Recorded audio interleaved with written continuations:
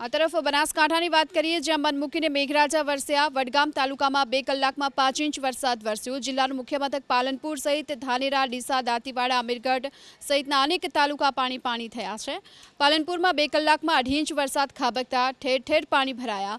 આ તરફ કીર્તિસ્તંભ વિસ્તારમાં પણ રસ્તા પાણીમાં ગરકાવ થયા। દુકાનોમાં પણ પાણી ઘૂસી ગયા।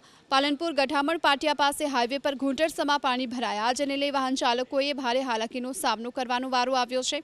તો આ તરફ કાણુદર ગામ નજીક પાલનપુર અમદાવાદ હાઈવે પણ પાણીમાં ગરકાવ જોવા મળી રહ્યો છે।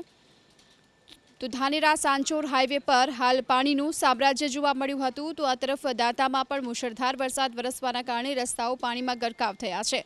ધાનેરા સાંચોર હાઈવે પર ઘૂંટણસમા પાણી ભરાયા। હાઈવે જ પાણીમાં ગરકાવ થતાં વાહન ચાલકોને હાલાકી પડી। વડગામ તાલુકા પંચાયત કચેરીમાં પણ પાણી ભરાવાની સમસ્યા જોવા મળી છે। તો આ તરફ અંબાજી હાઈવેના આ દ્રશ્યો જોઈ લો કે જ્યાં ઘૂંટણ સુધીના પાણી ભરાઈ ચૂક્યા છે અને અહીંથી પસાર થતા વાહનો પણ બંધ થઈ ગયા હતા। તો ડીસામાં પણ મુશળધાર વરસાદના કારણે અનેક વિસ્તારો અને સોસાયટીઓમાં પાણી ભરાયેલા જોવા મળ્યા છે।